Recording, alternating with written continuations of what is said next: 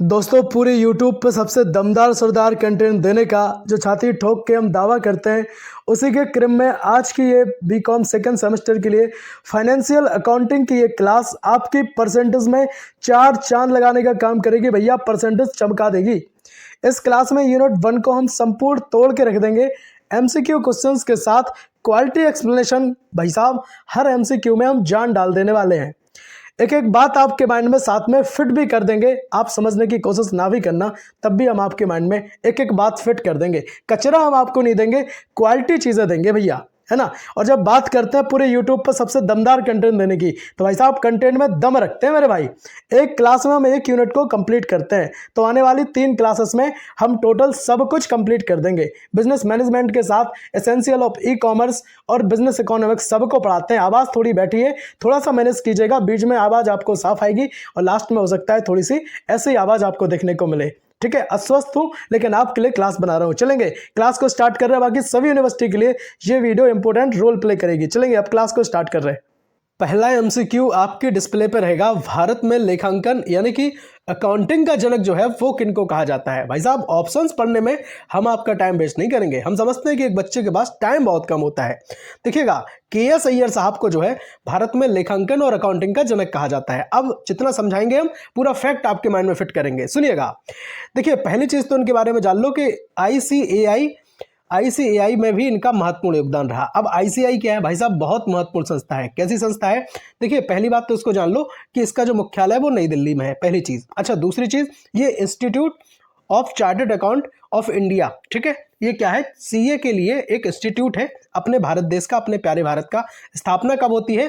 तो भाई साहब 1 जुलाई 1949 को जो है इसकी स्थापना होती है। ठीक है, बहुत बढ़िया। अच्छा चलिए अब एक्सप्लेनेशन के साथ 3 से 4 लाइन में इस पूरे टॉपिक को हम कवर कर लेते हैं, है ना। सुनिएगा, देखिए KS अय्यर साहब ने भारत में अकाउंटिंग एजुकेशन को मजबूत किया। ध्यान रखिएगा, किसको मजबूत किया? अकाउंटिंग एजुकेशन को। तभी इनको क्या कहा जाता है भाई साहब, फादर ऑफ अकाउंटिंग, या फिर भारत में इनको लेखांकन का जनक कहा जाता है। अकाउंटिंग प्रिंसिपल को इंडियन कॉन्टेक्स्ट में इनने पॉपुलर भी बनाया, पहली चीज। दूसरी, मैं बता रहा था आपको कि ICAI के विकास में इनका महत्वपूर्ण योगदान रहा। भाई साहब ये क्वेश्चन बन सकता है एग्जाम में, इसलिए मैं आपको बार बार बता रहा हूं।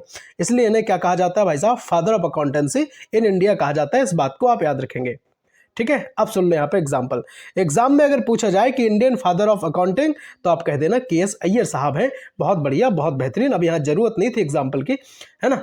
चलेंगे MCQ, दूसरे MCQ की बात करेंगे। अकाउंटिंग का मुख्य उद्देश्य क्या होता है? भाई साहब अकाउंटिंग के अगर मेन उद्देश्य की हम यहाँ पे बात कर लें, तो फाइनेंशियल इंफॉर्मेशन देना जो है वो अकाउंटिंग का मेन उद्देश्य होता है। अब बताओ, प्रॉफिट कमाना, ट्रांजैक्शन छुपाना, टैक्स चोरी, ये सब थोड़ी ना होगा। बहुत बढ़िया। अब 3 से 4 लाइन के साथ इस चीज को हम कंप्लीट कर रहे हैं। पहले सुन लो, अकाउंटिंग का जो उद्देश्य है वो प्रॉफिट कमाना नहीं होता भाई, है ना। ध्यान रखना, यह सही दिशा और विश्वसनीय जो है इंफॉर्मेशन देती है। कौन देती है भाई साहब? अकाउंटिंग देती है ना। फाइनेंशियल इंफॉर्मेशन देने का काम जो है वो अकाउंटिंग का होता है।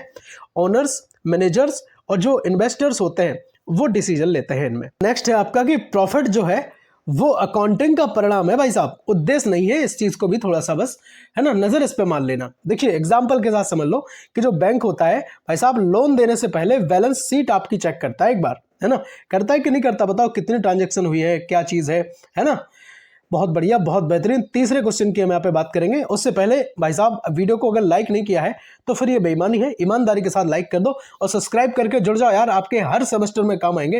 भाई साहब दावा करते हैं इस बात का। देखिए अकाउंटिंग को व्यापार की भाषा क्यों कहा जाता है, आपको बताना है।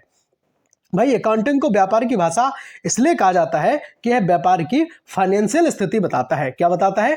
फाइनेंशियल स्थिति बताता है, आर्थिक स्थिति बताता है कि भाई क्या प्रॉफिट, क्या लॉस है, क्या चीजें उसमें चल रही हैं। अकाउंटिंग नंबर्स के रूप में बिजनेस की स्थिति बता देता है। प्रॉफिट, लॉस, एसेट, लायबिलिटीज सब क्लियर वहां पे होते हैं, है ना। सभी जो स्टेक होल्डर्स हैं इसको अच्छे से समझ भी लेते हैं, इसलिए इसे लैंग्वेज ऑफ बिजनेस कहते हैं। क्या कहते हैं? इसे व्यापार की भाषा भी कहा जाता है मेरे भाई। तो अब एक चीज को याद रख लेना कि व्यापार की भाषा किसे कहते हैं, तो आप बता देना कि भाई अकाउंटिंग को व्यापार की भाषा कहा जाता है। ठीक, बहुत बढ़िया, बहुत बेहतरीन। अब जरा यहां पे समझ लो, देखिए प्रॉफिट लॉस क्या है? अकाउंट देखकर प्रॉफिट का पता चलता है ना। अकाउंट देखकर के ही तो पता चलेगा कि इनको प्रॉफिट होता है कि लॉस होता है, क्या चीजें होती हैं। बात करेंगे चौथे एमसीक्यू की, बिजनेस एंटिटी कॉन्सेप्ट क्या होता है उसको बताइएगा। सुनिए, इसमें जरा हमें एक चीज समझनी पड़ेगी कि देखिए, ऑनर और बिजनेस जो है वो एक ही है, ऐसा नहीं है। बिजनेस और ऑनर दोनों अलग अलग इकाई होती है। इस क्वेश्चन का राइट आंसर होगा ऑप्शन बी। अब समझो पहले बात क्या है। देखिए, बात यह है कि जो ऑनर है भाई साहब, उसका जो पैसा है वो क्या होती है, तो आपने कहा भैया वो कैपिटल है। क्या है? कैपिटल, यानी कि वो पूंजी हो जाएगी। अच्छा, और जो उसका जो पर्सनल खर्च है, आप बताओ वो बिजनेस में जोड़ देगा क्या? तो वो अलग चीज होती है। वो क्या होती है? अलग चीज होती है। तो दोनों ही चीजें अलग अलग होती है मेरे भाई, है ना। अब जरा एक्सप्लेनेशन के साथ समझ लेते हैं कि भाई ऑनर और बिजनेस दोनों को अलग माना जाता है। ऑनर का जो पैसा है वो कैपिटल होता है भाई साहब, वो पूंजी होती है। पर्सनल खर्च बिजनेस में भैया नहीं जोड़ सकते। अकाउंटिंग जो है वो क्लियर बनती है और यहाँ पे फेयर भी बनती है मेरे भाई, यानी कि जो आपका अकाउंट पूरा मेंटेन किया हुआ है, प्रॉफिट लॉस एकदम से बहुत अच्छे से वहां पे केवल बिजनेस के दिखाई देते हैं, है ना। ऐसा नहीं कि अब उसी अकाउंट के साथ आप अपना मतलब पूंजी भी जोड़ रहे हैं, उसी के साथ अपने पर्सनल खर्च भी जोड़ रहे हैं, उसी के साथ बिजनेस का भी आपने ऐड किया हुआ है, तो ऐसा नहीं चलेगा, है ना। सारी चीजों को अलग अलग वहां पे सेपरेट रखा जाता है। देखिए, ओनर का जो मोबाइल बिल है वो पर्सनल एक्सपेंस, उसका मतलब ओनर का जो मोबाइल बिल है, अब वो क्या है, तो भाई वो पर्सनल एक्सपेंस है, उसका खुद का खर्च है। अब ऐसा नहीं कि वो बिजनेस का खर्च है। अब आप जोड़ो कि भाई अगर किसी कंपनी का मालिक है तो वो कंपनी में से जो प्रॉफिट निकल के आ रहा है उसका पैसा लगा के अपने मोबाइल का रिचार्ज करा ले या कुछ ऐसा कर ले, है ना। पर्सनल कुछ शॉपिंग वगैरह कर ले तो नहीं कर सकते, समझ गए। 5 नंबर एमसीक्यू की यहाँ पे बात करेंगे, अकाउंटिंग का जो नेचर है वो कैसा होता है। भाई साहब, कला और विज्ञान दोनों होता है, यानी कि आर्ट भी है और ये साइंस भी है ना। इस चीज को ध्यान रखना। कैसे है, अब यहाँ पे 3 से 4 लाइन में हम यहाँ पे जरा क्लियर कर रहे हैं, सुनिएगा। देखिए, रूल्स और प्रिंसिपल जो है वो क्या है भाई, तो वो एक विज्ञान की तरह काम करते हैं मेरे भाई, है ना। जजमेंट और स्किल ये क्या है, तो भाई ये कला है ना। ये क्या है, एक तरीका से मैं कहूंगा कि ये कला है। प्रैक्टिकल प्लस थ्योरेटिकल दोनों चीजें क्या है भाई, एस्पेक्ट हो जाएंगे। इसलिए अकाउंटिंग को आर्ट और साइंस दोनों कहा जाता है। सिंपल सी बात है भाई साहब, ये क्वेश्चन एग्जाम में आता है और बहुत सारे लोग कंफ्यूज भी हो जाते हैं, है ना। देखने को तो ये क्वेश्चन बहुत ईजी लगता है कि आर्ट और साइंस ही तो लगाना है, लेकिन जब एग्जाम में आता है तो प्रेशर की वजह से इस क्वेश्चन को हम, है ना, कभी कभी गलत कर देते हैं। तो परेशान होने की जरूरत नहीं है मेरे भाई, चलेंगे एग्जाम्पल के साथ समझ लो कि देखिए, जैसे डिप्रिशिएशन मेथड चुनना, ये क्या है भाई, कोई मेथड को चुना है हमने, तो ये चुनना सारी चीजों को एक कला होती है, लेकिन जो मेथड है तो वो अपने आप में क्या है भाई, साइंस हो जाएगी, है ना। समझ गए बात। 6 नंबर का प्रश्न आपकी डिस्प्ले पर रहेगा, डबल एंट्री सिस्टम का आधार क्या होता है, बताओ। डबल एंट्री सिस्टम की अगर आधार की हम बात कर ले, पहले तो इसका राइट आंसर सुन लो क्या है भाई साहब, डुअल इफेक्ट है ना। डबल एंट्री सिस्टम, दोहरा प्रभाव कैसे है, अब उसको समझ रहे हैं नीचे। देखिए, हर ट्रांजैक्शन के 2 प्रभाव होते हैं, एक डेबिट होता है और एक क्रेडिट होता है। अब ऐसा नहीं कि केवल मतलब डेबिट ही डेबिट चलता रहे, क्रेडिट ना हो, है ना, तो दोनों ही चीजें होती हैं उसमें। तो अकाउंटिंग जो है वो बैलेंस में रहती है। एरर अगर आता है कहीं पे, तो एरर पकड़ने में बहुत आसानी हमें रहती है कि भाई कहाँ दिक्कत हो रही है, प्रॉफिट कितना हो रहा है या फिर लॉसेस कितने हो रहे हैं। बात करेंगे 7 नंबर प्रश्न की, जर्नल को क्या कहा जाता है। 2 टर्म हमें यहाँ पे समझने हैं, एक तो जर्नल और दूसरा समझेंगे हम लेडर। भाई साहब, आवाज में थोड़ी प्रॉब्लम है, मैनेज कीजिएगा, गला है ना परेशान कर रहा है, लेकिन हम रुकेंगे नहीं जब तक चीजें कंप्लीट नहीं कर देंगे। सुनिएगा, देखिए, जर्नल को क्या कहा जाता है, तो मूल प्रविष्टि की एक पुस्तक होती है, बेसिकली एक बुक ही है ना। क्या है, एक बुक है या फिर नोटबुक हम इसको कह सकते हैं। तो जर्नल में क्या हो जाता है कि भाई जितने प्रकार के लेन देन होते हैं सभी जर्नल में ही रिकॉर्ड के तौर पर लिखे जाते हैं, और इनका जो क्रम होता है भैया पूरा तारीख वाइज या फिर हम कहें डेट वाइज जो चीज़ें हैं वो होती हैं, है ना। और लेडर बनाने का जो आधार होता है वो भी जर्नल ही होता है। अब आप कहेंगे सर लेडर क्या है, अभी बता रहे, परेशान मत हो जाना। पहले इससे रिलेटेड जरा 3 से 4 फैक्ट हम यहाँ पे समझ लेते हैं। देखिए, सभी लेन देन, जितने भी प्रकार के लेन देन हैं अकाउंटेंसी में, वो जर्नल में सबसे पहले लिखे जाते हैं। तारीख के अनुसार इनका क्रम होता है, और लेडर बनाने का जो आधार है वो जर्नल ही होता है, ठीक है। और इसलिए क्या है, इसको मूल प्रविष्टि की बुक कहते हैं। मूल प्रविष्टि यानी कि जो मेन बुक हो सकती है अकाउंटेंसी की, उसको हम ये बुक कहते हैं। किसको, तो आपने कहा सर जर्नल को। बहुत बढ़िया, बहुत बेहतरीन। एग्जाम्पल के साथ यहाँ पे हम समझ लेते हैं, सामान अगर खरीदा है, ठीक है, तो भाई साहब सबसे पहले जो एंट्री होगी वो जर्नल में होगी। किस में होगी, जर्नल में होगी। बहुत बढ़िया। अच्छा, 8 नंबर का प्रश्न आपके डिस्प्ले पर रहेगा, लेडर को क्या कहते हैं, लेडर समझ लो। देखिए, लेडर जो होता है भाई साहब, ऑप्शन सी पहले समझ लो, कि प्रधान या फिर मुख्य बुक हम इसको भी कहते हैं। कैसे कहते हैं, देखिए, सभी जितने भी खाते हैं सभी का अगर हम देखें तो सभी का संग्रह लैडर में आपको देखने को मिलेगा। क्लासिफिकेशन बहुत बढ़िया तरीके से उनका क्लासिफिकेशन वहाँ पे होता है, क्योंकि चीज़ें जो है वो हौस पौस ना हो। जितने भी खाते हैं उनको बहुत अच्छे तरीके से कि भाई है ना कौन सा खाता किस प्रकार का खाता है, सबका वर्गीकरण करके पार्ट वाइज वहाँ पे लिखा जाता है, मेंटेन होता है। तो वर्गीकरण अगर हम देखें तो भाई साहब लेडर में मिलता है ना, और जितने प्रकार के लेन देन होते हैं वो सभी कहाँ मिलते हैं, तो अपने कहा सर वो जनरल में मिलते हैं। बहुत बढ़िया। अच्छा, ट्रायल जो बैलेंस है वो लेडर से बनता है। अब ट्रायल बैलेंस लेडर क्या है भाई साहब? ट्रायल बैलेंस जो होता है वो होता है गणितीय जो शुद्ध जांच, हम अगर उसको कहें, चाहे जैसे डेबिट और क्रेडिट के माध्यम से देखें कि भैया इसमें क्या मतलब खर्च हुआ है, क्या यहाँ पे ऐड हुआ है, तो उन सब के की जो जानकारी देता है वो कहीं ना कहीं ट्रायल बैलेंस देता है। इसको हम आगे पढ़ रहे हैं, परेशान मत होना। इसलिए लेडर को जो है प्रधान बुक कहते हैं। क्यों कहते हैं? क्योंकि जितने प्रकार के जो खाते हैं उनका सबका संग्रह लेडर में होता है भैया। अच्छा, लेकिन जितने भी लेन देन होते हैं उनका ध्यान रखना, उनका सही जो क्रम आपको देखने को मिलता है वो कहाँ मिलता है? तारीख वाइज या डेट वाइज, वो मिलता है आपको जर्नल में। बहुत बढ़िया, बहुत बेहतरीन। देखिए एग्जाम्पल के साथ समझ लो, फिर उसके बाद हम ट्रायल बैलेंस समझा रहे हैं आपको। जैसे जो कैश है ना, अब कैश अकाउंट है या फिर कैपिटल अकाउंट है, तो ये जो दोनों अलग अलग प्रकार के जो अकाउंट हो गए, तो इनका जो वर्गीकरण हुआ है पार्ट वाइज, इनका जो डिवाइडेशन हुआ है वो आपको भैया लेडर में देखने को मिलेगा।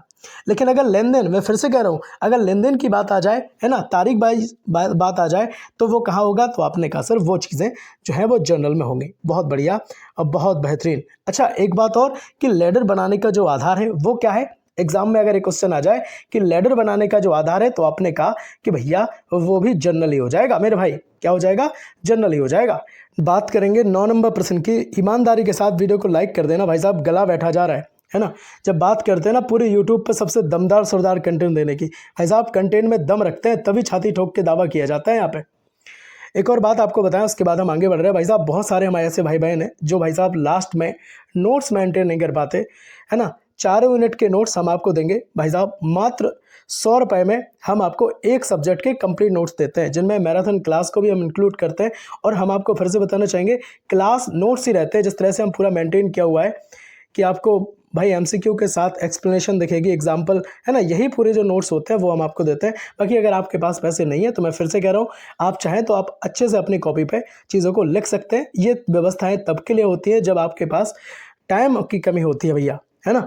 तब आप हमें मैसेज कर सकते हैं 92 36 32 63 96 63 इस नंबर पर आप हमें व्हाट्सएप करें और आप हमें बताएं कि आपको नोट्स चाहिए। एक बात और बताया कीजिए, हम आपको दोनों टाइप के नोट्स देते हैं, एमसीक्यू भी देते हैं और लिखित भी देते हैं। तो आप हमें बताया जरूर कीजिए कि आपको लिखित चाहिए या फिर एमसीक्यू बेस्ड चाहिए, ठीक है। और साथ ही में अगर आप अपना सिलेबस हमारे पास शेयर कर सकते हैं तो आप वो भी कर दिया करिए।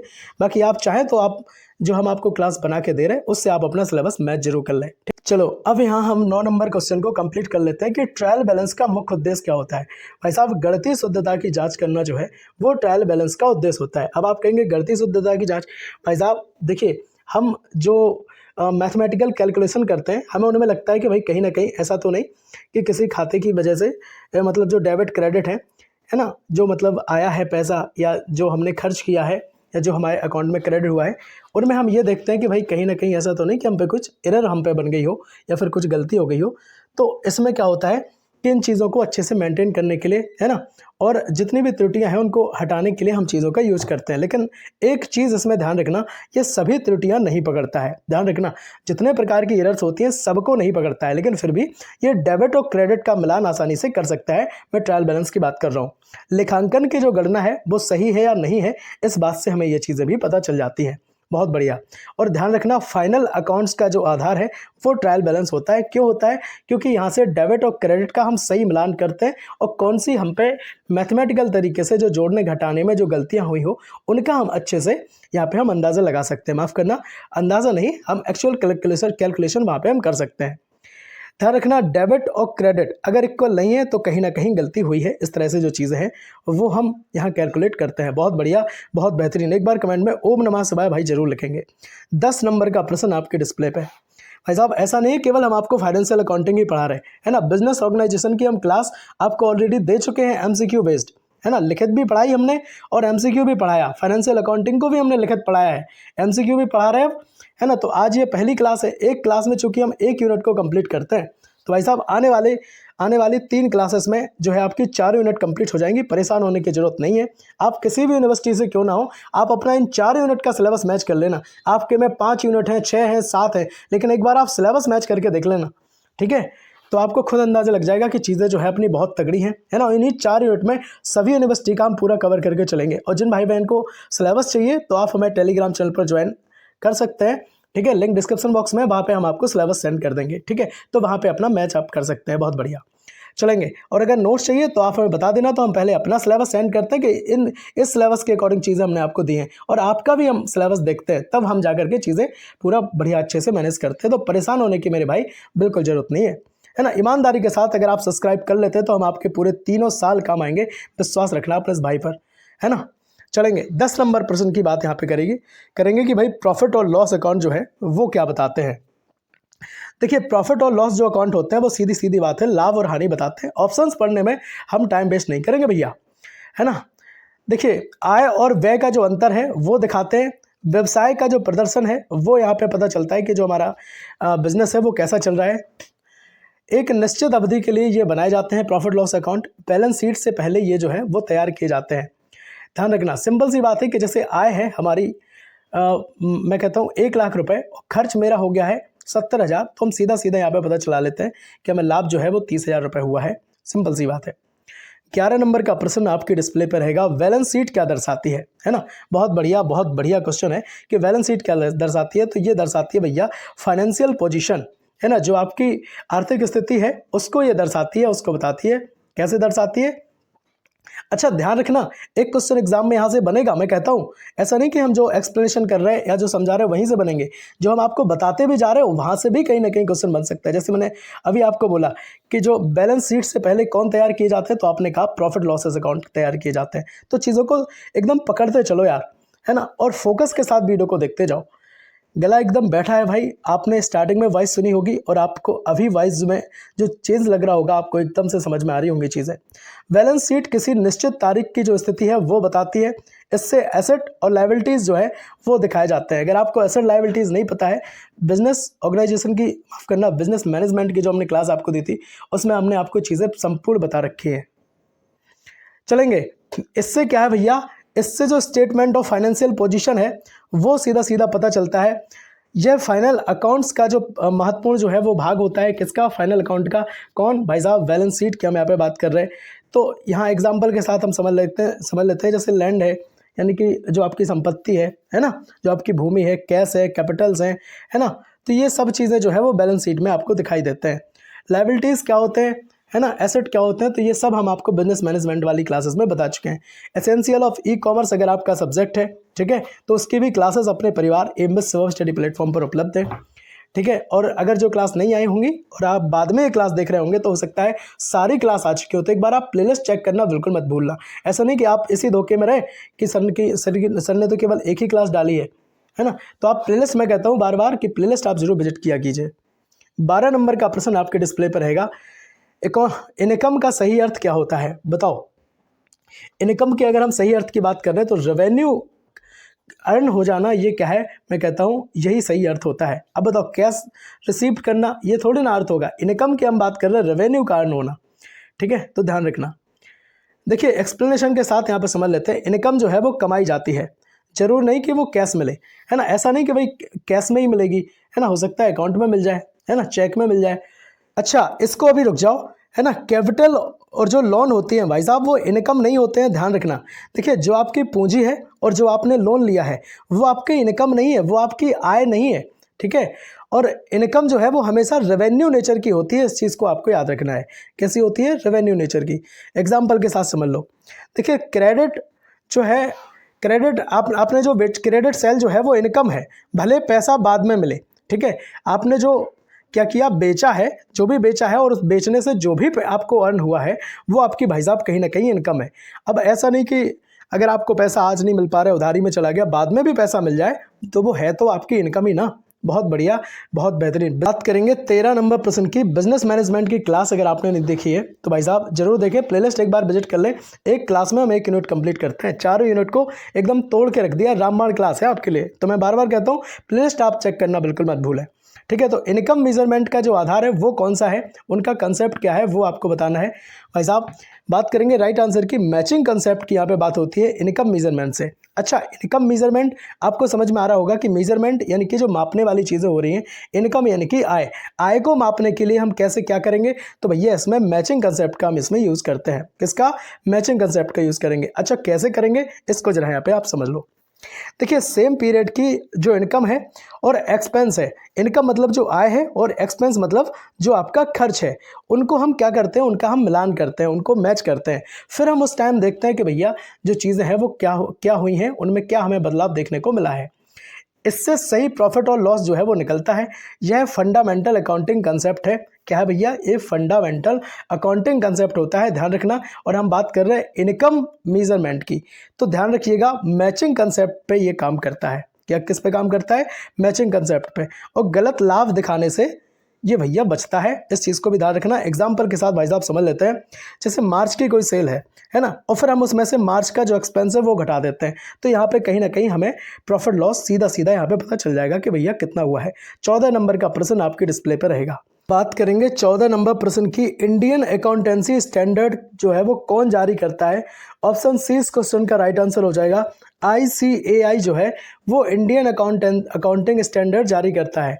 अच्छा, ICAI की यहाँ पे बात हुई है, तो आप हमें बताओ कि ICAI क्या होता है।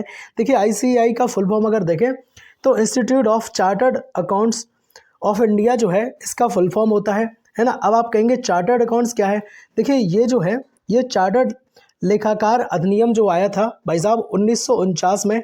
कब आया था, 1949 में। उसके द्वारा स्थापित एक वैधानिक निकाय होता है, कौन, ICAI, ठीक है। और ये किसका प्रमाणन करता है, तो ये करता है भैया आपका इंडियन अकाउंटिंग स्टैंडर्ड जारी जो है वो करता है। भाई साहब भगवान से प्रार्थना कीजिए कि जो अपनी पुरानी आवाज़ है वो जल्द लौट करके आ जाए और हम आप सबके लिए वही जोश के साथ वीडियो में है ना चीज़ों को आपको कंप्लीट करा पाएँ। सुनिए, ICAI का एक उद्देश्य और हम आपको बता देते हैं। भाई साहब गला चाहे जितना बैठा रहे, लेकिन क्वालिटी कंटेंट देने से हम पीछे नहीं हटेंगे। सुन लीजिए, ICAI का जो मुख्य उद्देश्य होता है भारत में चार्टर्ड अकाउंट की जो शिक्षा है, उनके काम करने के जो नियम हैं, उनके नियमों और नैतिकताओं को नियंत्रित करना भैया, ताकि जो देश की अर्थव्यवस्था है उसकी पारदर्शिता भैया बनी रहे बहुत अच्छे तरीके से, ठीक है। आप बताओ हमें एक बात, है ना, एक बात आप हमें बताओ कि जो भारत है पूरी दुनिया में कौन से नंबर की GDP है ना, कौन से नंबर की GDP है, आप हमें जल्दी से एक बार कमेंट में बताएंगे। और पहले नंबर की कौन है ना, पूरे संसार में, अमेरिका है या फिर चाइना है, जल्दी से बताएंगे। चलेंगे एक्सप्लेनेशन के साथ इस चीज़ को जरा कंप्लीट कर लेते हैं। ICAI एक प्रोफेशनल अकाउंटिंग निकाय होता है, बॉडी को हिंदी में कहते हैं निकाय, है ना। यह अकाउंटिंग में यूनिफॉर्मिटी लाता है और फाइनेंशियल स्टेटमेंट को जो है वो रिलायबल बनाने का काम करता है। बिल्कुल सही बात है, स्टैंडर्ड्स का पालन करना इनके लिए बेहद ज़रूरी होता है। आपको चीज़ें, मुझे लगता है कि चीज़ें एक एक बात आपके माइंड में फिट हुई होगी। AS1 यहाँ पे जो हम दिख रहे कि भाई डिस्क्लोजर ऑफ अकाउंटिंग पॉलिसीज़, कहीं ना कहीं ये दिखा रहा है, क्या दिखा रहा है भैया, अकाउंटिंग पॉलिसी का डिस्क्लोजर यहाँ पे दिखा रहा है। बात करेंगे 15 नंबर MCQ की। इंटरनेशनल अकाउंटिंग स्टैंडर्ड्स का जो उद्देश्य है वो आपको बताना है। भाई साहब इंटरनेशनल अकाउंटिंग स्टैंडर्ड का उद्देश्य अगर देखें ग्लोबल यूनिफॉर्मिटी है। ग्लोबल यूनिफॉर्मिटी इसका क्या मतलब हुआ, समझे। क्वालिटी कंटेंट की यहाँ पे बात करेंगे तो एक एक बात माइंड में फिट कर देंगे भैया, सुन लो। देखिए, ग्लोबल यूनिफॉर्मिटी का मतलब हुआ कि पूरे संसार में एक ही तरीके की अकाउंटिंग हो जाए, है ना, पूरे संसार में एक तरीके की अकाउंटिंग हो जाए।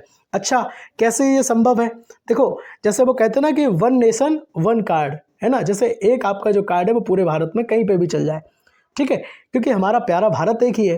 तो इस तरह से जो चीज़ें हैं तो वो कहीं ना कहीं अकाउंटिंग में अगर हम देखें तो ग्लोबल यूनिफॉर्मिटी की बात होती है, ठीक है। एक्सप्लेनेशन के साथ जरा समझ लो कि पूरी दुनिया में अकाउंटिंग एक सी हो मेरे भाई। जो मल्टीनेशनल कंपनीज़ हैं उनको मल्टीनेशनल कंपनीज़ को सुविधा मिले, इन्वेस्टर्स को कंपेयर करने में भैया आसानी हो जाए, चीज़ों को बहुत अच्छे तरीके से वो तुलना कर पाए। देखिए, अगर आप तुलना नहीं कर पाएंगे तब फिर चीज़ें जो हैं वो आसानी से नहीं हो पाएंगी, है ना। अच्छे कपड़े और बुरे कपड़ों में भी आराम से आदमी तुलना करता है। अब कई लोग ऐसे होते हैं जो गंदे कपड़ों में ही तुलना करते हैं कि भाई बताओ इनमें कौन ज़्यादा अच्छे लग रहे हैं। ट्रांसपेरेंसी यहाँ पे बढ़ती है मेरे भाई, क्या बढ़ती है, पारदर्शिता यहाँ पे बढ़ती है। चलेंगे एग्जाम्पल के साथ चीज़ें यहाँ पे कंप्लीट कर रहे हैं। तो इंडिया और यूएसए कंपनी के जो अकाउंट्स हैं वो कंपेरेबल होने चाहिए।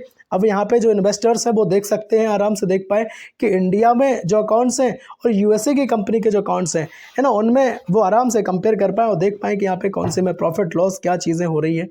ठीक है, बहुत बढ़िया। 16 नंबर का प्रश्न आपके डिस्प्ले पर रहेगा। भाई साहब 4 क्वेश्चन और ये वीडियो जो है वो कंप्लीट हो जाएगी। भाई साहब वीडियो ही कंप्लीट नहीं होगी, आपकी 1 यूनिट भी बहुत तगड़े तरीके से कंप्लीट हो जाएगी, है ना। और भाई जो हमने जैसे बिजनेस मैनेजमेंट आपको 4 यूनिट कंप्लीट करा दी है ना, उसके बाद हम आपको एक मैराथन जरूर देंगे, ध्यान रखना।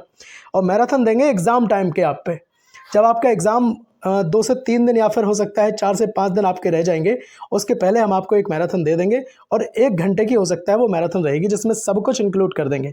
ठीक है, और भाई साहब अगर टाइम रहेगा तो फिर एक PYQ की क्लास हम बना देंगे, PYQ MCQ की। और जो बहुत सारे ऐसे हमारे भाई बहन होंगे जिनको चाहिए 500 MCQ, 1000 MCQ, भैया काहे परेशान हो यार मेरे भाई, है ना, मेरे भाई काहे परेशान हो, इतने परेशान मत हो। 500 MCQ 1000 MCQ देख करके किसी का भला नहीं होने वाला। क्वालिटी पढ़ो, क्वालिटी कंटेंट पढ़ो, नंबर्स पे मत जाओ, संख्या पे मत जाओ। मैं बार बार कहता हूँ, चीज़ों को अगर कंप्लीट करना है तो, है ना, जो एक्सप्लेनेशन के साथ हम आपको चीज़ें ला करके देते हैं भैया, एक एक बात आपके माइंड में फिट कराते हैं, कंटेंट ऐसा बनाते हैं कि जो चीज़ें आपके माइंड में फिट हो जाए और आपके एग्जाम में काम आए। कचरा हम आपको नहीं पढ़ाते मेरे भाई। 16 नंबर का प्रश्न आपके डिस्प्ले पे देखिए, डबल एंट्री सिस्टम का आधार क्या होता है, मैं आपको बता भी चुका हूँ ये क्वेश्चन। तो ये डुअल इफेक्ट होता है, डबल एंट्री सिस्टम की अगर हम बात करें, डुअल इफेक्ट होता है। यहाँ पे ध्यान रखना, हर ट्रांजैक्शन के 2 प्रभाव होते हैं, एक डेबिट होता है और एक क्रेडिट होता है। अकाउंटिंग जो है हमेशा बैलेंस में बनी रहती है, ध्यान रखना, और ट्रायल बैलेंस जो है बनाना संभव होता है। अच्छा, ट्रायल बैलेंस से रिलेटेड जितनी भी बातें आपके माइंड में फिट हुई हो, एक बार कमेंट में मैं कहता हूँ लिख दो। लिखने से क्या होता है, चीज़ें आपके माइंड में ज़्यादा रहती हैं और बहुत सारे जो भाई बहन हमारे कमेंट पढ़ते हैं उनको सीधा सीधा माइंड में उनके भी फिट हो जाता है। ठीक है, तो एक बार मैं कहता हूँ कमेंट में लिख जरूर देना। ठीक है, जैसे किसी ने भैया फर्नीचर खरीदा, ठीक है, फर्नीचर किसी भाई बहन ने खरीदा है तो वो कहीं ना कहीं DR और CR के माध्यम से उसको हम लिखेंगे, है ना। चलेंगे अब यहाँ 17 नंबर का MCQ आपके डिस्प्ले पर रहेगा। कैश बुक किस प्रकार की पुस्तक है।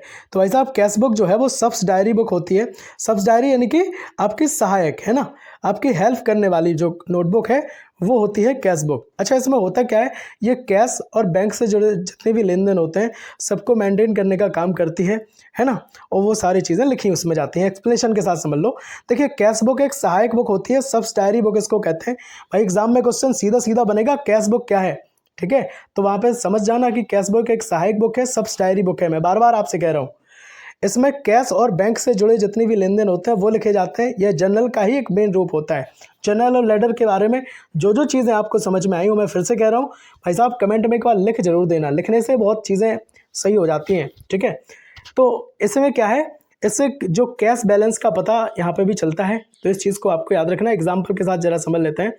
जैसे भाई साहब, कैश रिसीव्ड फ्रॉम राम से भैया कैश जो है वो आया है, तो ये क्या हुआ, तो आपने कहा ये कैश बुक में एंट्री चीज़ें हो गई हैं। ठीक है, बहुत बढ़िया।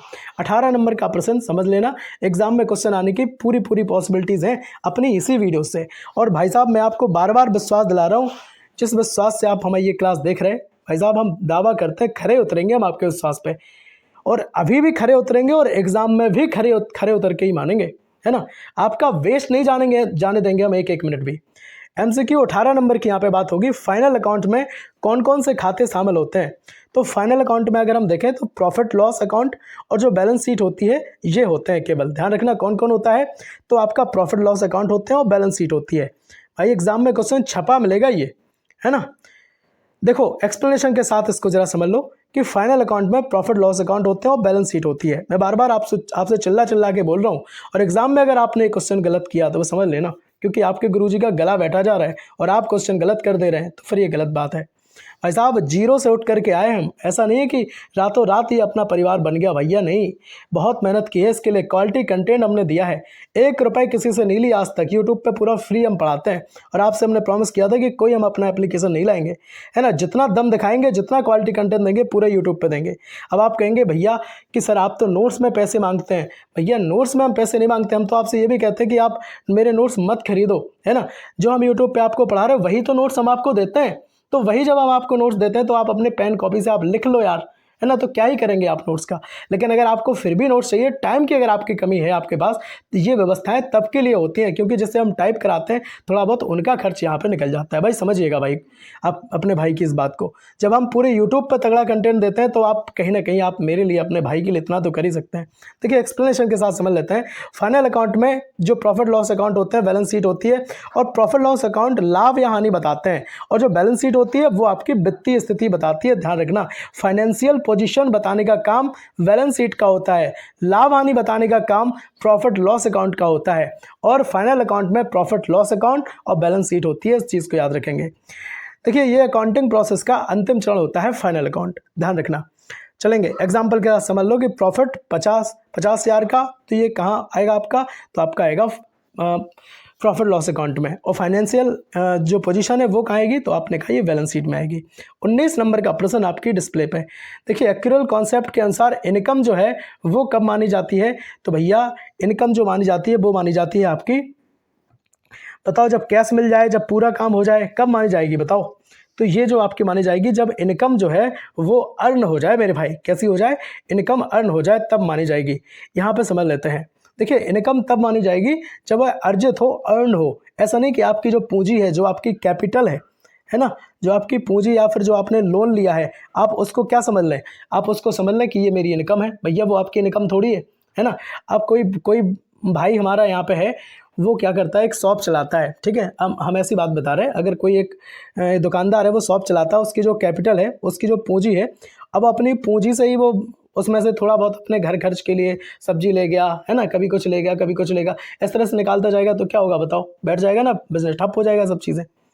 तो इस तरह से जो वो उसको क्या नहीं समझना चाहिए, अपनी जो पूंजी है उसकी जो कैपिटल है, या फिर उसने जो लोन लिया है, उसको अपनी इनकम समझने की गलती बिल्कुल नहीं करनी चाहिए मेरे भाई।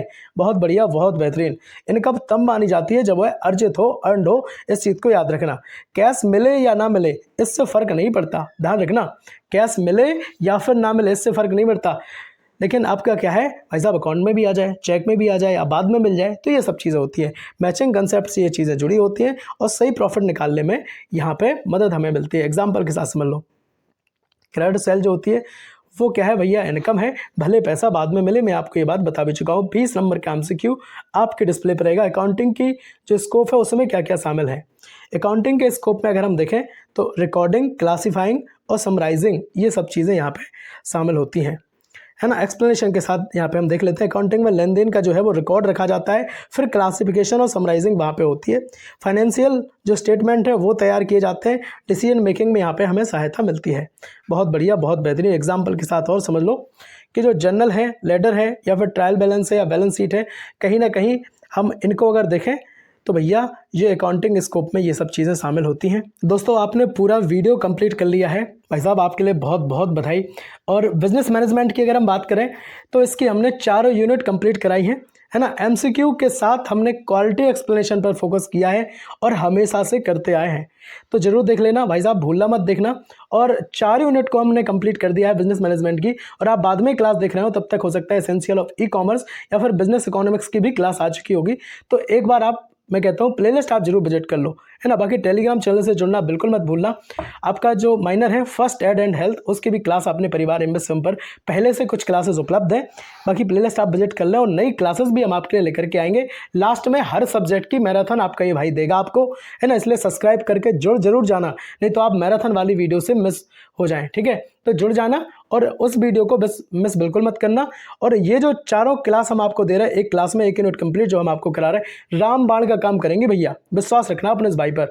और आप अपनी इन्हीं क्लासों से हम भाई आपसे बिल्कुल कह रहे हैं कि आपका 80%, 80 क्या, मैं तो कह रहा हूँ कि 90% आपका एग्जाम में यहाँ से क्वेश्चन फंसा के दिखा दूंगा। विश्वास रखना अपने इस भाई पर, मैं बार बार आपसे ये बात कहता हूँ, ठीक है। वीडियो अच्छी लगी हो, हेल्पफुल लगी हो तो ईमानदारी से लाइक कर देना यार क्लास को, है ना। उन दोस्तों को जरूर भेज देना जो परेशान हो रहे हो, वो सोच रहे हो कि भाई क्वालिटी कंटेंट नहीं मिल रहा, क्लासेस दमदार नहीं मिल रही, तो बता दो कि भैया क्लास में जो दम अगर आपको देखना है तो MSM स्टेट प्लेटफॉर्म पर पढ़ लो, ठीक है।